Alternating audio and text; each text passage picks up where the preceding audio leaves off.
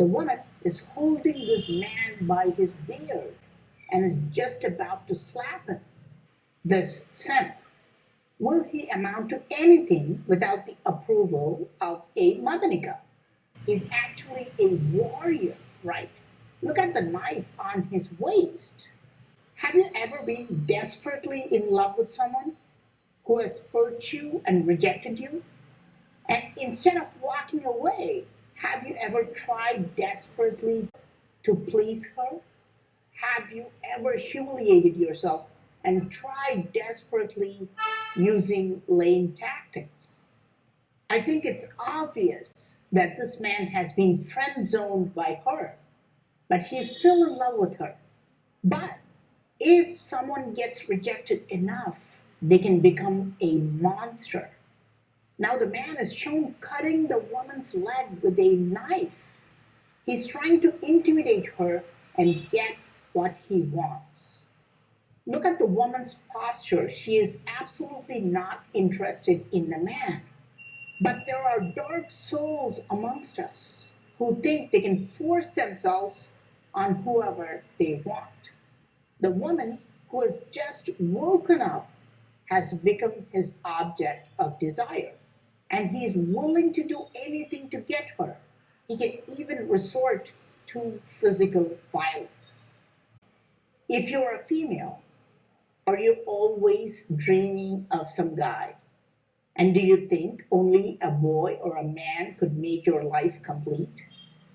Are you waiting for that white knight in shining armor who's gonna make you happy for the rest of your life?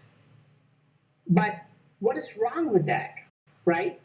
A man seeking a woman and a woman looking for a man's attention? That is life, isn't it? Here, we have to talk about the Eastern philosophy against the Western philosophy. Today, most people do not know anything about Eastern philosophy, especially ancient Indian philosophy. Today, we are completely immersed in Western philosophy. We seek greatness from our society and its approval. The West only cares about the outside. Are people respecting you? Does your family and friends think well of you? Do you have a good looking partner? Are you getting more likes and followers on social media? Are you making a lot of money? Do you have a nice car and a big house? Do all these things make a man a complete, fulfilled person? If so, why do so many successful people commit suicides? Why are so many celebrities addicted to drugs and alcohol? What good is the society's approval if you're drowning and dying inside? The Eastern philosophy is the complete opposite. Your joy, your happiness does not come from others, it comes from you. The joy lies within yourself. The others do not matter. A husband or a wife or a relationship will not give you permanent happiness. Materials mean nothing. In the East, the greatest people are people who threw away all the materials, men who threw away their kingdoms, who walked away from their families and friends and sought enlightenment. Sometimes they had to kill their own brothers for righteousness. Sometimes they renounced everything and meditated for decades. They're the ones who are worshipped as gods in India. In Rani Ki Vav temple, the difference between humans and gods is clearly established. The humans are shown obsessed with another human or obsessed with themselves. But the gods, look at how they're shown. They always look straight, neither obsessed with others or with themselves. They're not distracted by these petty things, and they're shown in an eternal state of peace. Yet, those gods were once mere humans who had their temptations. So, this ancient temple of Ranikival shows you a path, a spiritual path to transform yourself into a divine being. You too can become a god, and you can be joyful and enlightened forever. If you visit this temple, you will find the secret key to unlock your spirituality and turn your dark, selfish desires into positive, selfless energy.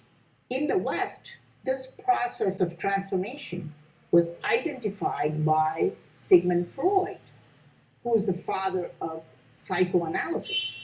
He called it sublimation. To put it concisely, all the extraordinary positive achievements of people were once strange negative desires. The classic example was the case of Johann Friedrich Diefenbach, who, as a young boy, would silently approach sleeping street dogs and cut their tails off. While this gave him a cruel, twisted pleasure, his family and neighbors were shocked at his brutal and inhuman desires. However, when he grew up, he turned into an extraordinary surgeon who unselfishly saved the lives of thousands of humans. He was able to transform his cruel pleasure of cutting innocent animals into the noble act of surgery. While Sigmund Freud claimed that we have to live with our dark desires and just manage it with sublimation, Indian philosophy takes it to another level. This process of sublimation, the process of converting your base selfish desires into positive energy, was already mentioned in ancient Indian texts as Kundalini. According to these texts, Kundalini is a latent energy found in everybody in the form of a twisted snake. If Kundalini is awakened properly, it can permanently eliminate your base desires and you can become joyful and be self sufficient forever. This is why Indians have traditionally worshipped gods who were once humans. And even today, the popular culture of gurus is prevalent in India. This idea of becoming a god by using thoughts and emotions and meditation was formalized into a religion called Theosophy around 1875. According to its followers, the key to become God is held by every human, and the key lies within himself. All he has to do is to search within himself, find the key to unlock himself from the jail of thought, and he would live in eternal freedom and glory. And in Raniki Vav, the hidden carvings portray that specific key to unlock yourself. Look how he's holding a key in one hand while pointing the other hand to God. Nobody has observed these secret details until now.